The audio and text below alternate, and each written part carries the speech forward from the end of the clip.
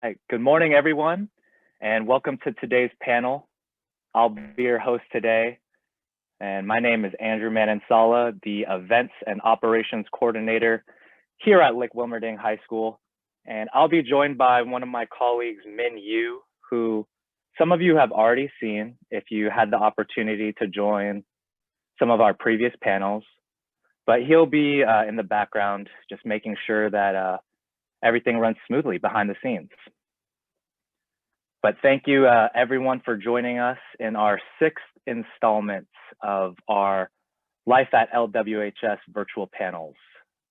And today we'll be talking about trying new things here at Lick.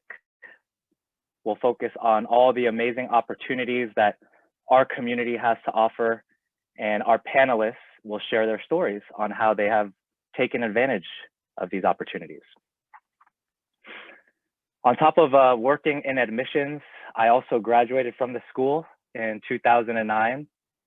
And someone who ended up trying things that I would have never imagined myself being involved with. I'm especially excited to be here today and engage in this conversation with you all. So enough about me. I'm joined today by 4 of our wonderful students and 2 faculty members who are here to answer some questions that I've already prepared for them, and some of your questions that you all submitted prior to the event. So that being said, let's get started by everyone introducing themselves. We'll start with our students. Students, if you could introduce yourselves, your name, grade, pronouns, previous middle school, and the main reason why you decided to come to Lick. I'll start because of seniority. Hey guys, what's up? My name's Tyler. I'm a senior this year at Lick, and I use he, him pronouns. And I came from Redwood Day in Oakland, so I'm commute from the East Bay.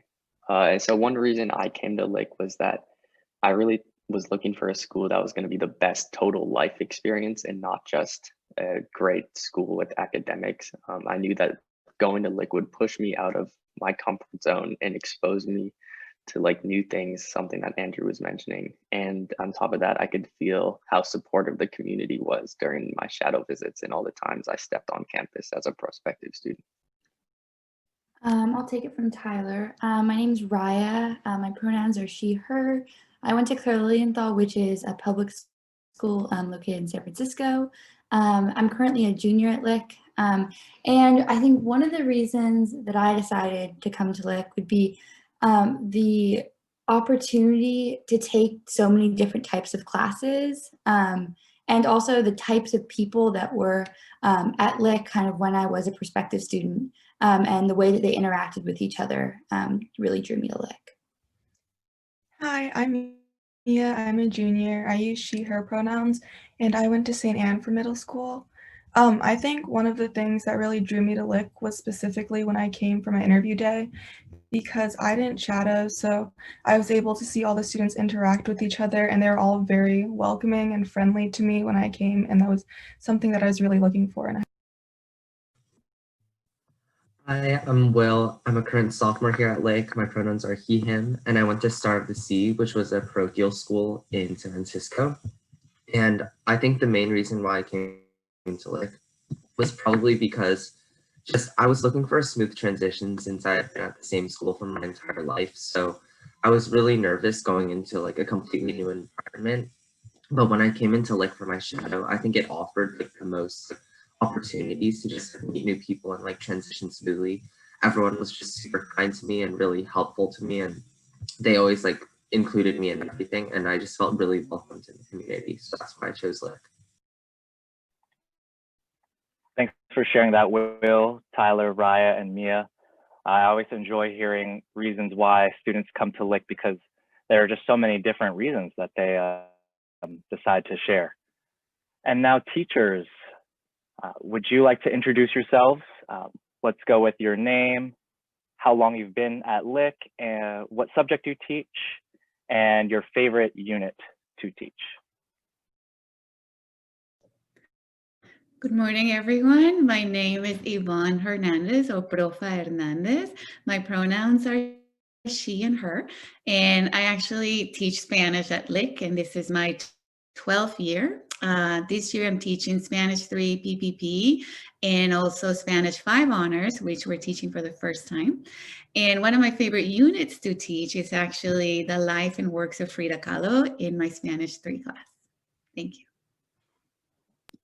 Hi, everyone. My name is Erin Merk, and I use she, her pronouns.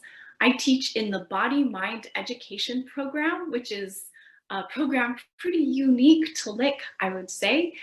This is my 15th year teaching at Lick, and as a little aside, both of my sisters are, they graduated from Lick, so I feel like Lick is very close to my heart.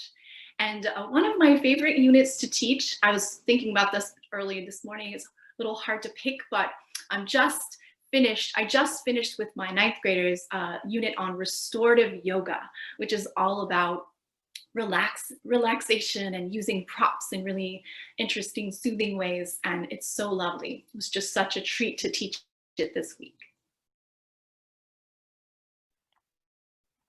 Awesome. Thank you for sharing that, everyone.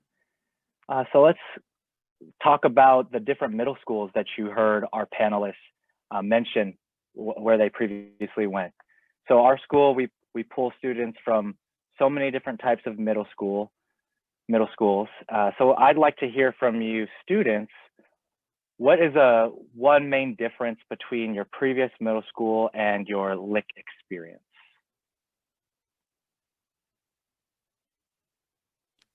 I can start us off.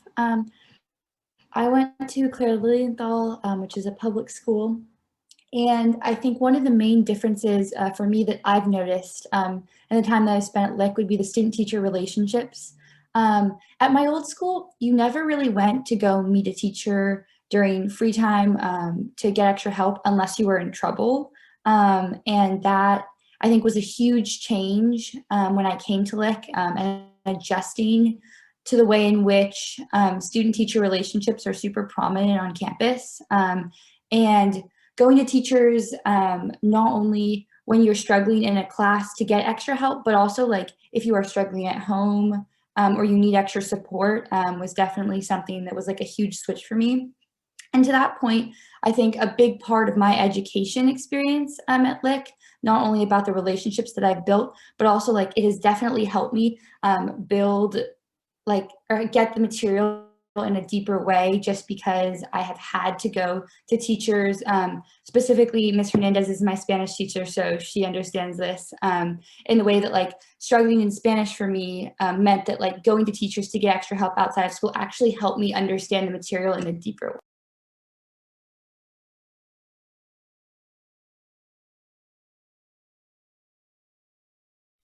I can touch on that a little bit.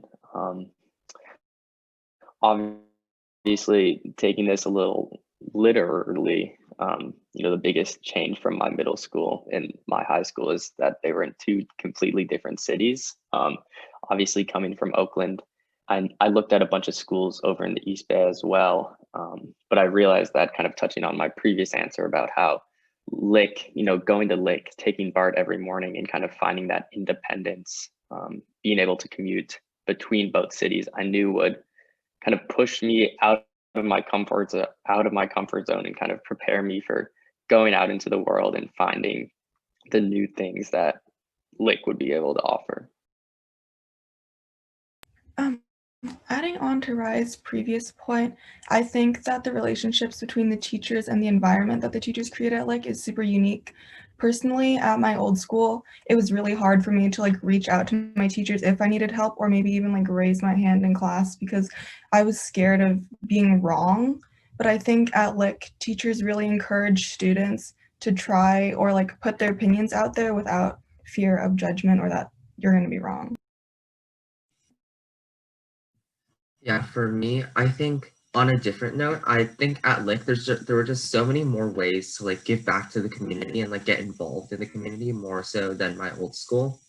Like there's just so many ways to like get into stuff. Like there's like club, student government, like sports, like there's just so many different ways. And like our public purpose program, there's just a lot of ways to like just do something at Lick and really like gain something from it and like grow as a person from like those experiences. And there's just a lot of things that you can do at Lick to like try that you maybe you haven't done before, but you can totally grow from.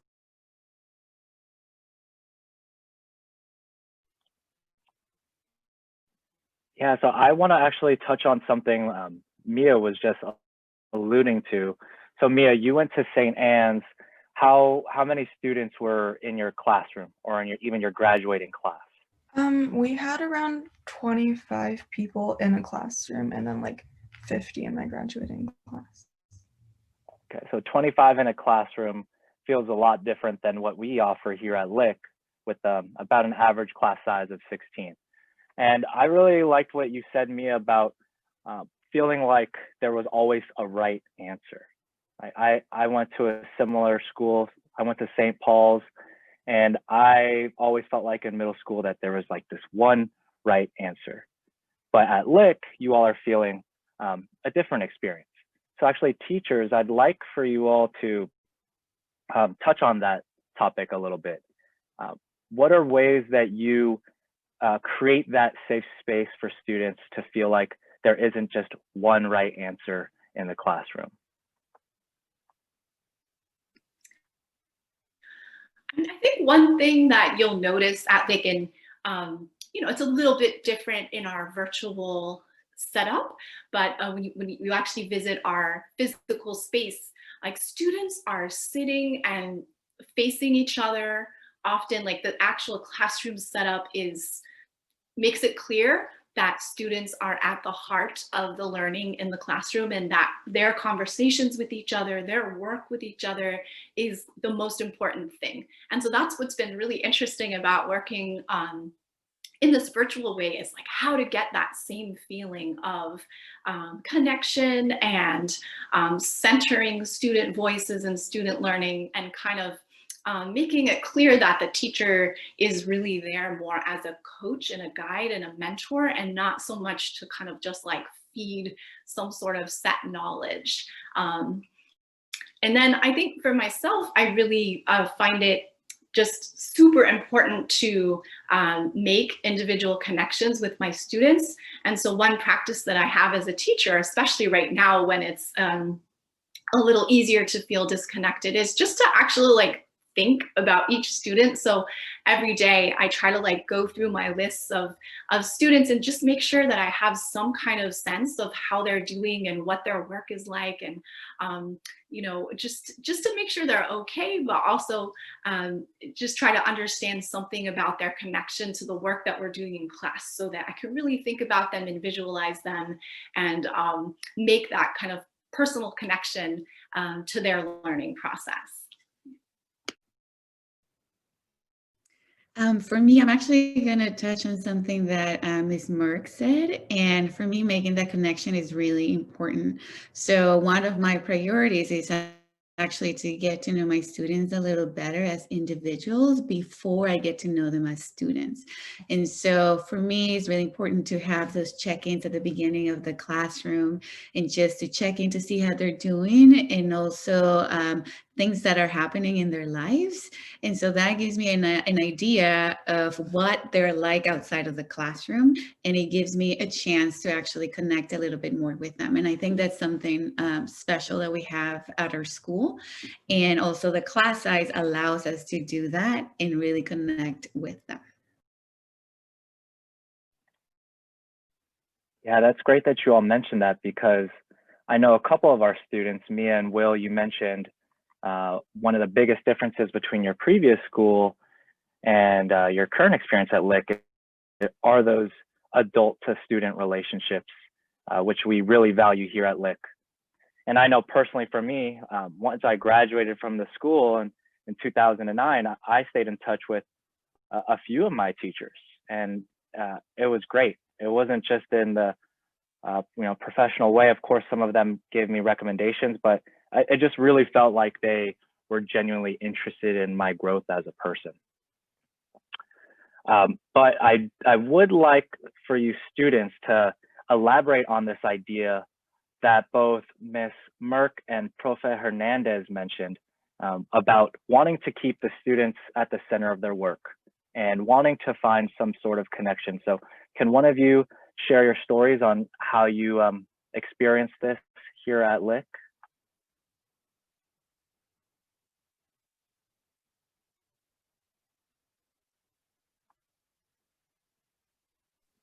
Yeah, I can touch on that a little bit. Something that I've kind of been thinking about is how at Lick the culture of feedback and grading, I guess, is it's a very positive system, and I think it's something very unique to the school. Miss Merk or kind of touched on this point, but something that I really value at Lick is how the process of learning is really, put above getting good grades on tests. Or so, I mean, one example is in our math department, right, where some people may argue that there might be one answer that is potentially more right than others.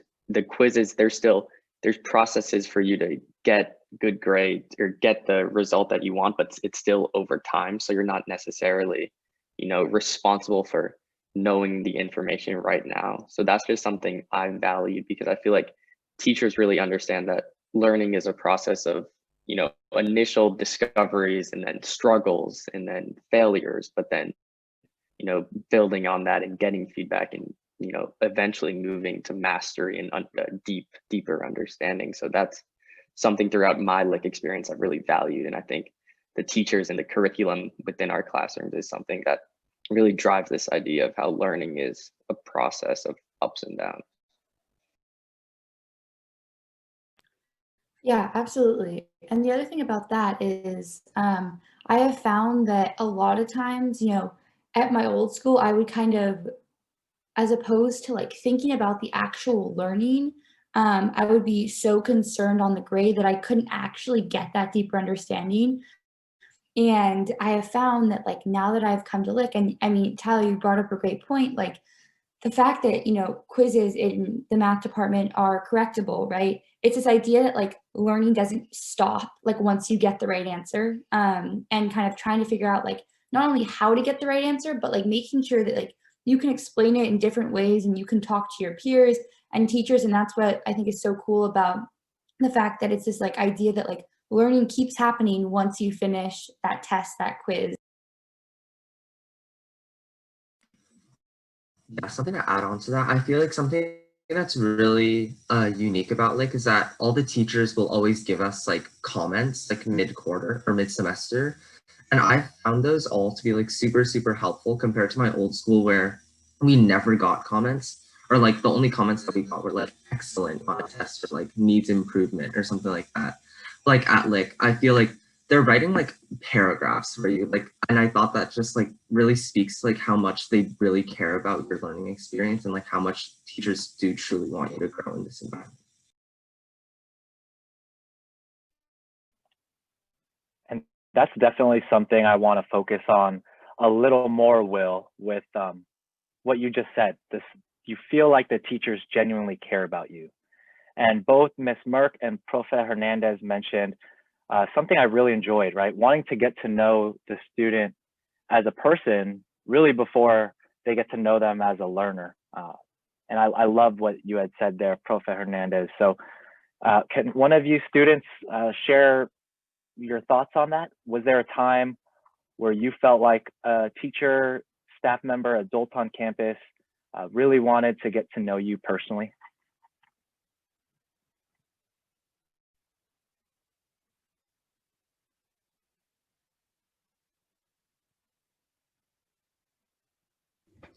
I would say that during my sophomore history class, one of my teachers, before I was like, oh, like teachers caring, they obviously do care, but this moment really like showed me that they take the initiative to see if you're okay.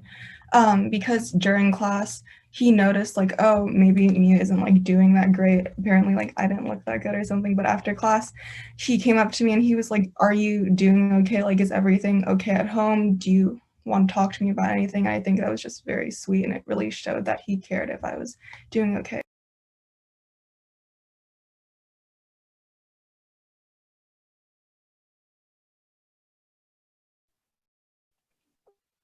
And one of the examples that I always like to share, all of you are student athletes, right? I used to play sports here at Lick. You're going to see your teachers going to your games and supporting you. And I know a bunch of the teachers are always asking me, like, are you going to go check out this one game after school?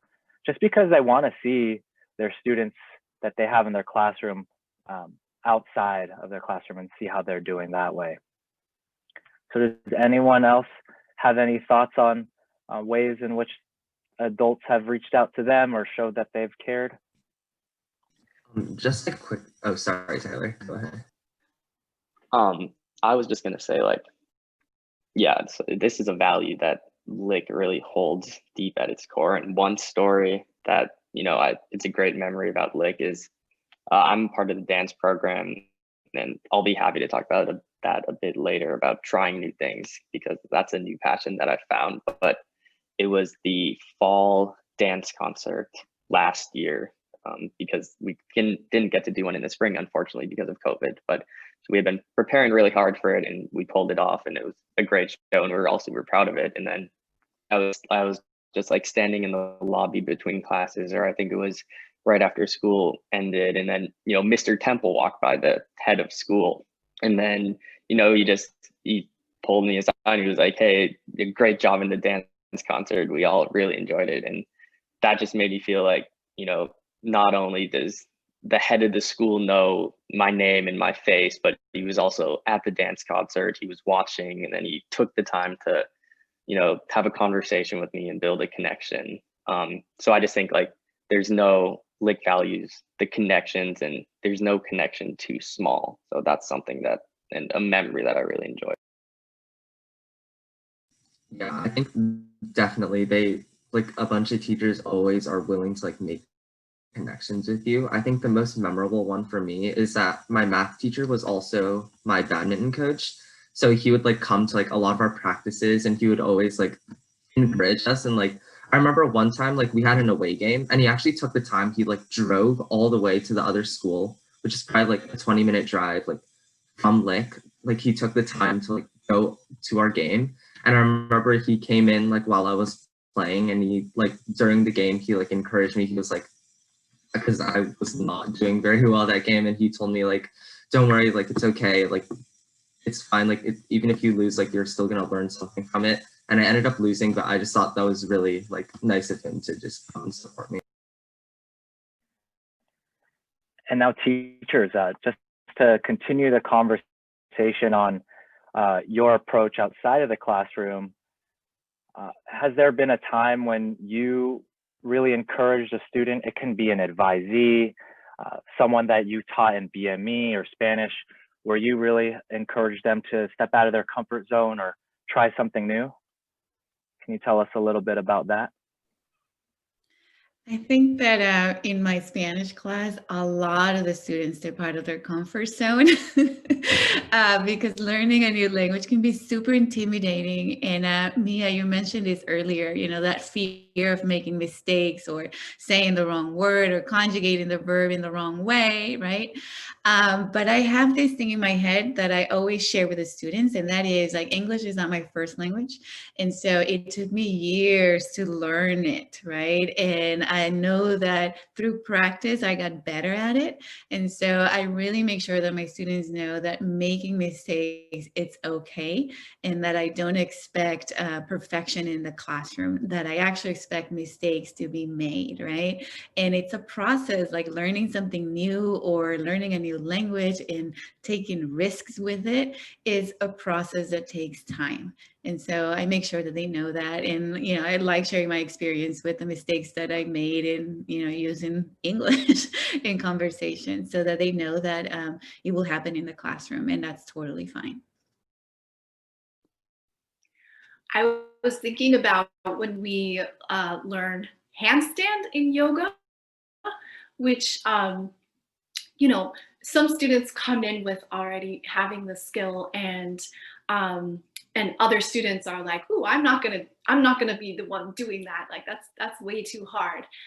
So it's really fun to go through that unit and have anyone who has, you know, the ability to put weight on their arms, which not everybody can, ends up coming away having experienced half handstand. And it's really kind of sweet because it doesn't look like a very difficult pose to put your feet on the wall and your hands on the floor. And then usually the first time people try it, it's pretty intense. It's a really intense kind of core workout. And so then I'll have two lines of students sort of helping each other and doing it in a row. And it's just really sweet to see people start to be able to stay a little bit longer and longer. And if it's really difficult for them to actually just to get up there, just to like put even one foot up on the wall and put their weight over their hands, it's just really amazing. And the whole room seems to like burst into kind of cacophony of sound, just because it's so joyful to have that, like turning the perspective upside down, but also trying something really challenging and succeeding. And then, oh, sorry, Mr. Andrew, did you want to go? Go ahead, Raya. Oh, no, the one thing I was going to say is, Mr. Andrew, you brought up advising, which I think is something we haven't really touched on quite yet. And, you know, I'm sure other folks in here can speak to this, but I have found that like advising was a really good way to have an adult on campus that like was my person. They were like, it was kind of built into the way that things are supposed to work. So the way advising works is when you come in as a frosh, during frosh orientation, that's the way groups are split up. You are split up into groups of 11 or 12, I believe, or at least that's what my advising is, with one advisor who is a faculty or staff on campus. And then it is just a really good way to get to know not only like that specific group of students as a frosh, but also like that specific faculty or staff, because it allows for a space where you can get to know them and they're not necessarily your teacher. Sometimes they are, but I just found that that was like a really good way to have someone on campus that I could go to talk to and run through things.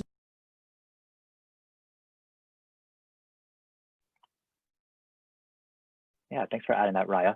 And I think that's one of the great resources that we have here that help the students transition from their middle schools, because you actually meet your advisor and advisees, fellow students in your advisory, before school even starts. So even before school starts, you're meeting 10 to 12 new people.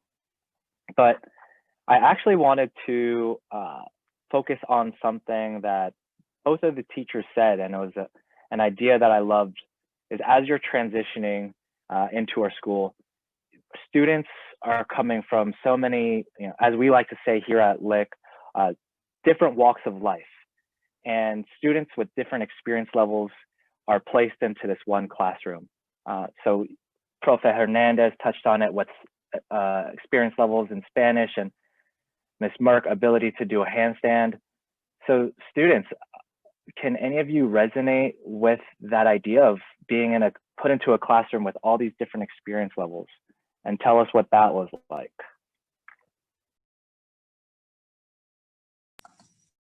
Yeah, for me, I would probably say my orchestra class at Lick that I took as a frosh. For me, I had played violin for a good amount of time before I came to Lick, but the only experience that I had like playing with the group, like I had taken individual lessons, but the experience that I had playing with the group was like maybe with like 100 people in an orchestra, and the conductor was kind of just like yelling at us as a whole, and I didn't really get to like personally like interact with anyone. It was just kind of like play the music and leave.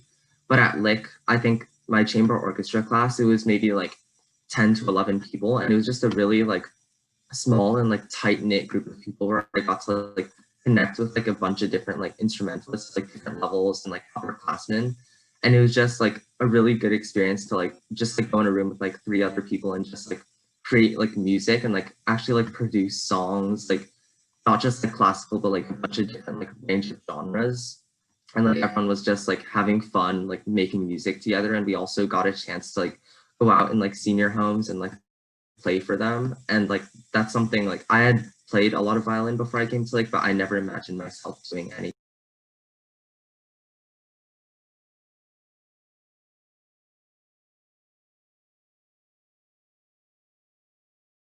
I know that Tyler can speak to this as well. So Tyler, if there's anything you want to add. But about the dance program, I have found that specifically in my D1 class, when I first came in as a frosh, I found that there were different levels and like different types of dance, and like there were some kids that came in with no experience and some kids that had, you know, been dancing since they were young. So I think that that actually created a really, really interesting and vast learning environment. And it was actually really interesting to learn from the folks who have been dancing their whole life, because not only are you like learning from the teachers, but you're also learning from the folks who have been doing it for longer, and also the folks who have never danced before. It was fun, and also it creates kind of like a funny environment, which in my opinion helps students learn better. At least for me, it does. And I remember this one time frost year where I don't know what was going on, but I was super off that morning and we were like doing turns across the floor and I was a mess. It was just not going well. And I just remember like everyone, we were all just like laughing together. And it was funny because like I had taken dance before, but I had never really worked on turns. So it was just kind of interesting to like learn from everyone else. Tyler, I don't know if you can speak to that as well. Yeah, I definitely can. Has been like one of my most like decisions that I've most enjoyed throughout Lick, and I can still remember like where I was, like the exact moment, the day when I like clicked the box that I wanted to like take dance one my freshman year. And that stemmed just because I like to just, you know, dance around in my room to music, and I was like, oh, I like it. You know, it could be fun. And now, you know, this is my 4th year in the dance program, and I'm choreographing original pieces and I'm doing solos on the Chase Center court for our halftime show. And just like looking back to where I was, and now the dance is something that I really enjoy. And I'm looking at, you know, college classes that I might want to take for dance. So just starting that and putting my foot in the circle, as Coach Smith would like to say, and just seeing how my vulnerability and, you know, the piece with the time machine spinning mirrors might not have ended up so well our freshman year, but, you know, just seeing the growth that I've had along the way is something that I'll always remember fondly about my Lick experience. It's funny that two of us, Raya and Tyler, were talking about dance, because as a fact staff member here at Lick, I've definitely had to step out of my comfort zone and try new things, and that's definitely involved dance. With I remember Miss Merk and Prof. Hernandez, we were in the library doing like an energizer to an adult meeting, and somehow our Dean of Equity and Inclusion got us to get together in dance circles, and it was like a mini little dance battle. And I personally don't really enjoy dancing, but she got me to do it. So definitely dance is a theme here at Lick. But just I guess going with that example, this is for the teachers. Can you share a moment where you felt like you were trying something new outside of the classroom? It could be in a community meeting. It could be on some sort of performance where in front of the entire school. But yeah, just a moment where you were trying something absolutely new to you. I mean, you just reminded me when you said that example about the Oompa Loompas. Do you remember, were you here for that? We did Willy Wonka and the Chocolate Factory was the musical. And there was a call for faculty and staff people who would be willing to be an Oompa Loompa. And even though I do come from a dance background, but like I don't have musical theater, and besides, like in some ways, that role wasn't particularly appealing with like all the orange, but I just thought, why not? And so anyway, I had to go to rehearsals, and there were just all these faculty that had never danced before or done anything like that. It was so much fun. And we got to wear these kind of crazy costumes and then perform on the stage. And it was just hilarious to be in the wings with people who'd never done anything like that or performed, and then boom, go out there in front of, the whole, like all the students, and just do something that was kind of silly. It was just really fun, and kind of, I feel like it's the epitome of what Lick's about, just that kind of fun in learning and joy in trying something new, and just having like not taking it too seriously that you can't also laugh at yourself and put yourself out there and be. Mhm. Okay, thanks for giving us that out of the classroom example, Ms. Merk. Profe Hernandez, can you tell us about an example where you tried something new inside of your classroom? That can be like a new project, a new approach to teaching, where you decided to change your curriculum. Anything about that? Well, I can give you a recent example, and that is that I had to adjust the way that I do my kinesthetic activities through Zoom, because obviously I can't do them.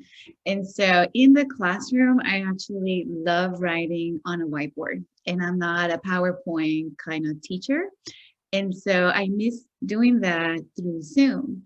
But then I found two different ways that I can still write on the board and have my students collaborate with me at the same time. And it's as simple as opening up a Google document and organizing my lesson step by step the way that I would write it on the board if I was in the classroom. And also having my students type samples like sentences or conjugations of verbs or what have you. And then recently, I also discovered Jamboard, which is an online board where students are able to write sticky notes and they can move them around. So that for me would be like a kinesthetic activity that the students would be doing in the paper and moving papers around, you know, the board, the 3 different boards that we have in the classroom. And so that's something new that I'm trying now with this new way of teaching. That has been a little bit challenging for my kinesthetic activity. And then I also have a sample also that applies to dancing. So in Spanish 3, the first time that I taught my students a unit in dancing, we actually the school hired a dance instructor to come into the classroom and teach merengue, salsa, reggaeton, cumbia. And I remember my students, you know, really like stepping out of their comfort zone. And I thought, oh my God, I have to do it with them. And so I did the entire class with them, did the steps with them, and it felt really great because they were able to see that all of us were actually stepping outside of our comfort zone and trying something new. And so, yeah, there you go. Oh my gosh, our attendees are just going to think we do so much dance here at Lick. Okay, I wanted to, I guess, shift gears a little to something Will had mentioned about orchestra and how here at Lick, trying new things doesn't necessarily mean like it's something that was absolutely new to you. Will mentioned, he was getting to engage with orchestra in a new way, but he had some previous experience in orchestra. So taking that approach, I want our students to think about that in the classroom. Mia, has there been a time where you got to engage with new things in the classroom, or there was something that you already loved and got to learn it in a new way? I would say for English class frost year, because we did a lot of writing, and at my old school we hadn't really done like formal writing pieces, as in you like write your thesis and your conclusions and you like have your quotes and everything like that. And I think going into like I was a little bit worried about that, but I was able to like meet with my teachers, and that was like one of the first time I'd met with a teacher outside of class. And my English teacher was super just like helpful, and she was understanding that maybe like I hadn't really had that much experience with that. And yeah.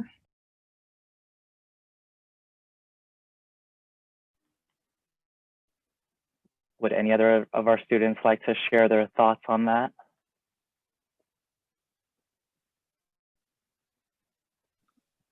Yeah, I can talk about that a little bit.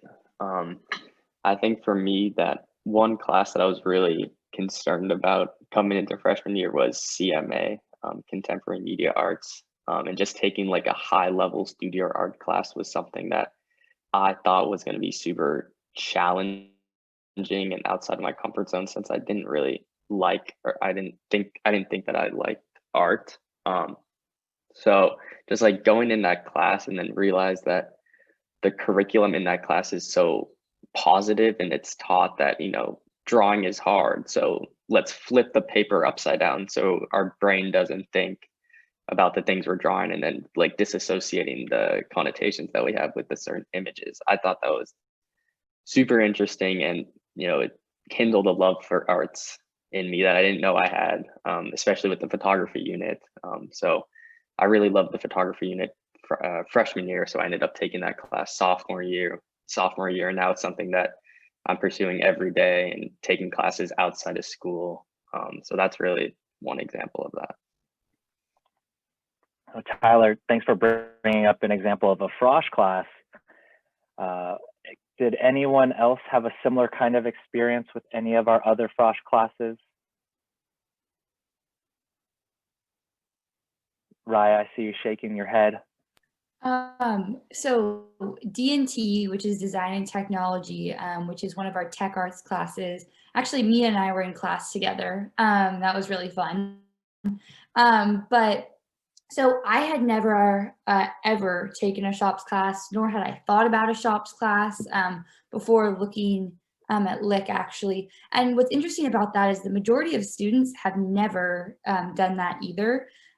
So I think, you know, there's a reason, in my opinion, that classes like Contemporary Media and Art, D&T, Design and Technology, BME, Body Mind Education are offered and are required frosh year, because had those classes not been required, I don't know that I would have necessarily stepped out of my comfort zone and found my love for them. And I think, you know, we often talk about, you know, classes that you take later on, but a lot of the classes that you take later on, the reason you end up taking them is because you liked it so much frosh year, or you knew that you didn't like it. And I think the fact that like those classes are required gives you the opportunity and kind of pushes you out of your comfort zone in some sense. I don't know if anyone else, Will or Mia, have.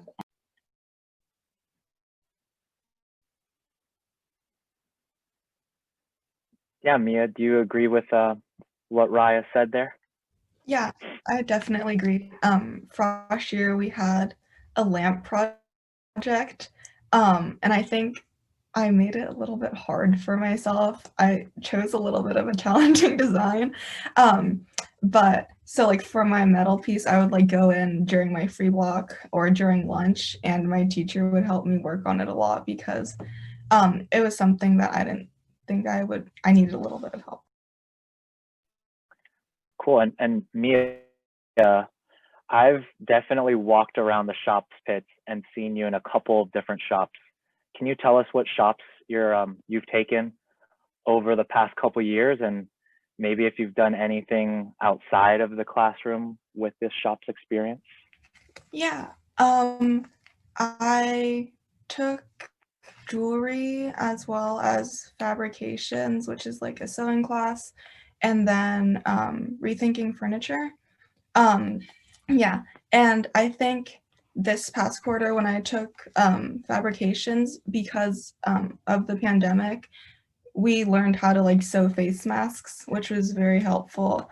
And I think that's something that's directed towards helping the community in some of our classrooms.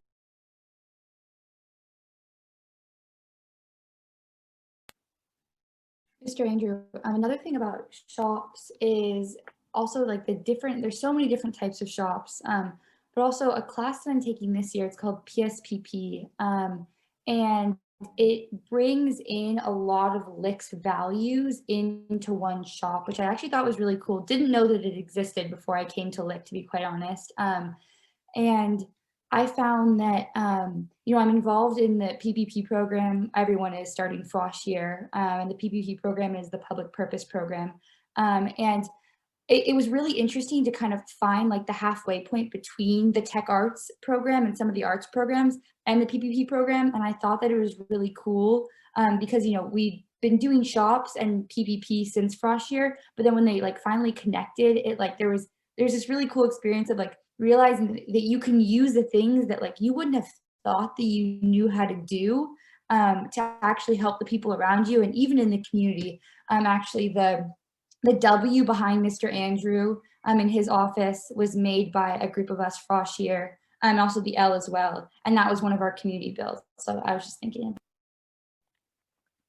Yeah, thanks for bringing that up, you two. So private skills with a public purpose is that acronym, and it's a part of our public purpose program, which is essential to our mission here at Lick, right? We're a private school with a public purpose. So teachers, can one of you actually touch on our mission and how you incorporate that into your classroom?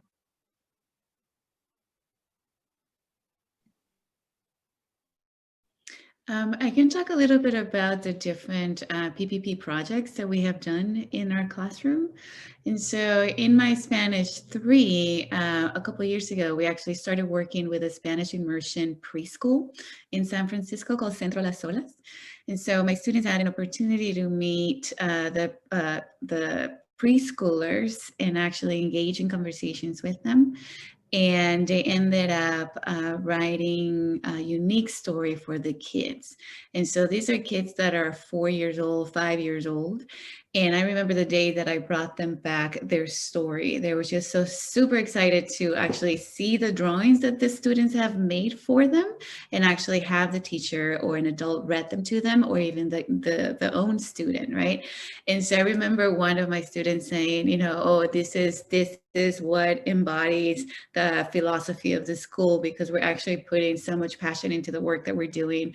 We're using our hands, you know, by doing the drawing, we're using our mind by creating the story. And so I thought, oh, yeah, you know, that is absolutely true. And so through the years, I have had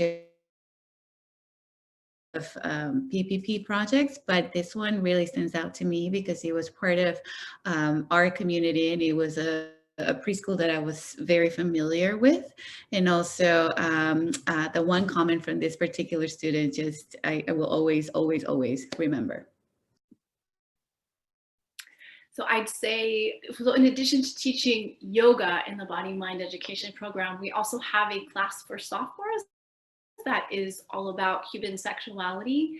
And as we have been developing this class over the past 3 years, it's really come to be a class where the main question of the class is actually like, okay, so let's look at all of these different aspects of our culture and like which pieces of human sexuality, you know, do we have some critiques perhaps of the culture?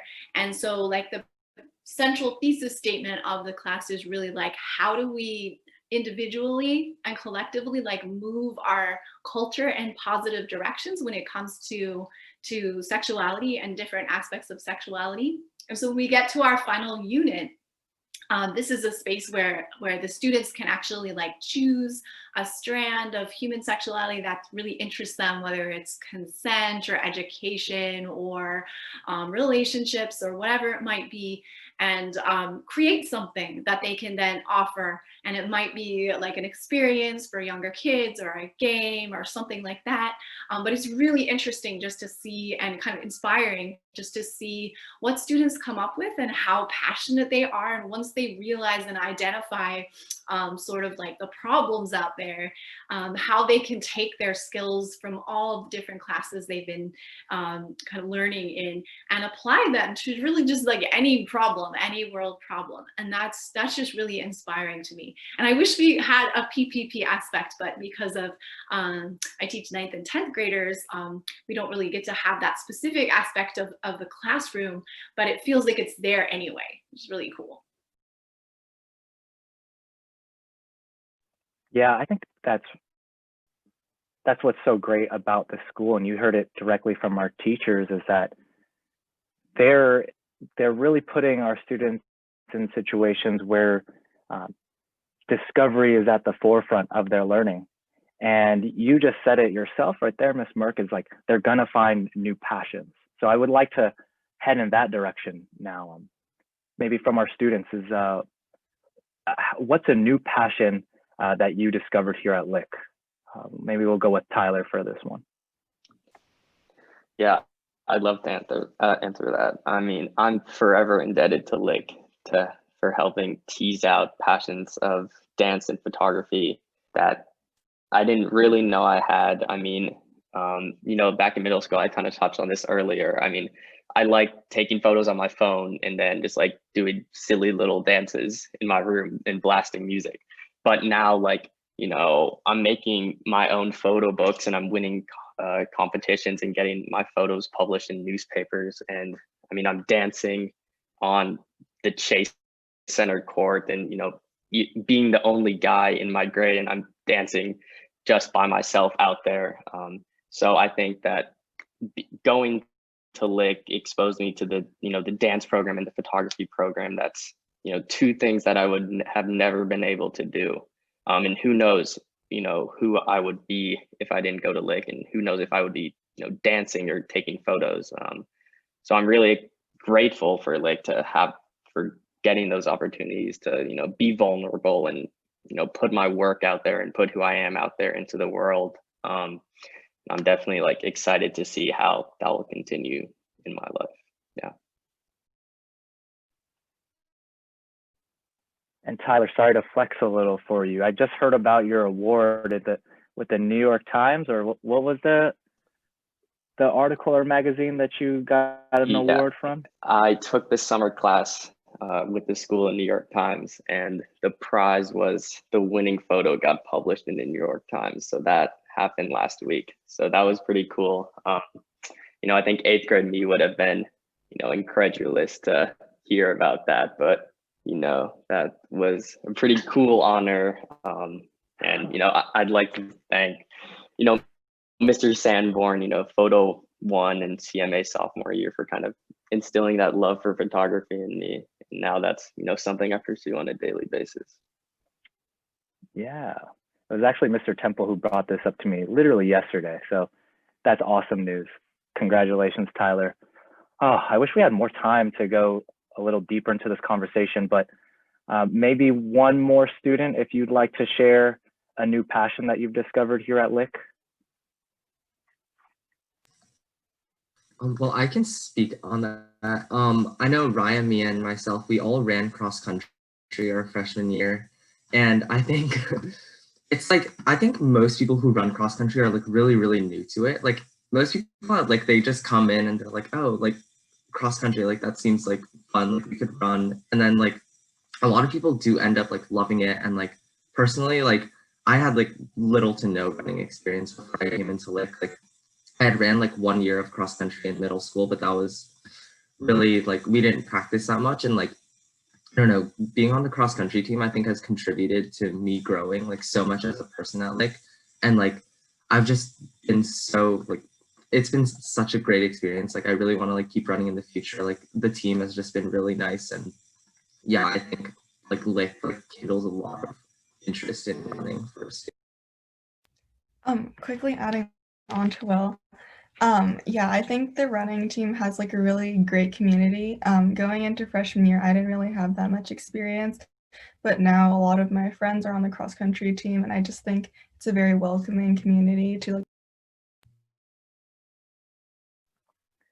Yes, lifelong learning and taking risk and leaning into discomfort is so huge here at Lick. So maybe we'll hear from one of our teachers before we move to our last question.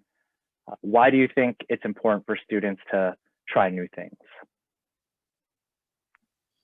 I think that it could be a new way for them to actually discover a new passion. And if they never try it, they will never know. And just like Tyler and his love for photography now, right? It was because of that class that he discovered a new passion. So you never know, try new things. Can I And actually, touch yeah, on that? Ms. Merk, would you like to answer the question as well? Why do you think it's important for students to try new things? This is like a big like buffet at Lick. Like you have to just try it because we have so much to offer. So there's just not even enough time. Like 4 years is actually really short to get to like try it all. And why not? You're here, it's incredible. There's so many like interesting, nice people in every different discipline, and you're just gonna grow and learn and find out different aspects of yourself that like these students have mentioned, you might not have even imagined previously. Totally, I have to agree. And just to be completely honest, you all are making me think about my time, what it was like as an 8th grader in high school experience. And to be quite honest, Lick wasn't really high on my list going through the admissions process. And I'm just so grateful that I did make the decision to come here, because I was involved in so many different things that I couldn't have imagined myself doing had I gone anywhere else.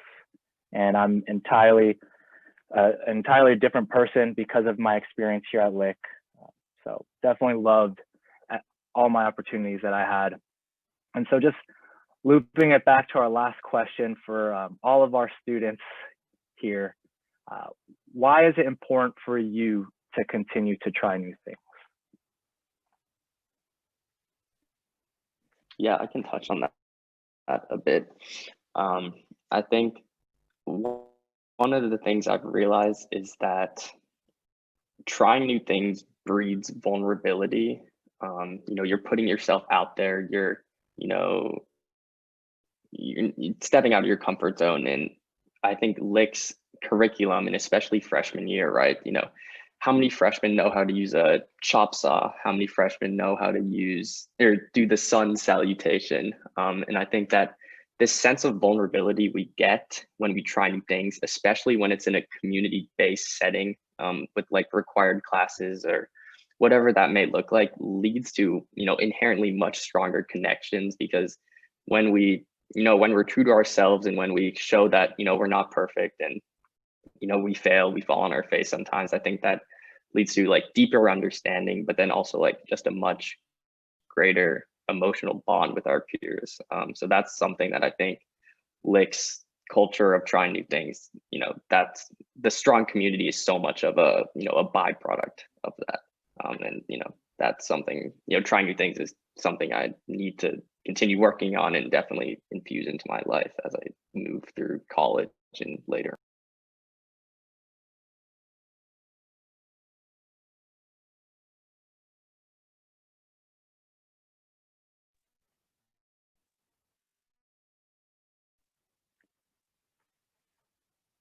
Will? I think the main thing that comes to my mind is just like what Professor Hernandez was talking about. Just like you never know like how much you're gonna enjoy this, and like Lick gives so many opportunities for you to just like hop into something new. It's just like, why not just like lean into discomfort a little and just like take that like little risk, and you never know. Like I know like a lot of people, like you take architecture your first year like in CMA, and then they end up like studying architecture in college, and then they end up becoming like architects. Or like you take DNT for the first time your freshman year, and then you're like using the saws and like you're like so scared, and then you end up like building like benches for the communities. Like I just think that's like, it's just like you don't know, like it's like we're still like we have so many opportunities to just like try new things, and we haven't been exposed to a lot yet. And I think Lick really gives you the chance to just jump into like a bunch of new things that you never realized that you could get into. Yeah, I agree with what Will said. I think all of the opportunities, it's like a really great chance to just try new things. I know personally before I kind of had like that fear of trying new things because like maybe I wouldn't like succeed, but I think Lick really fosters an environment where you're encouraged to try new things. Also naturally, like from frosh year to when you're like a senior or a junior, your interests change a lot, or you just change as a person. It's important to like change what you're passionate. Yeah, you put that very, very, very well.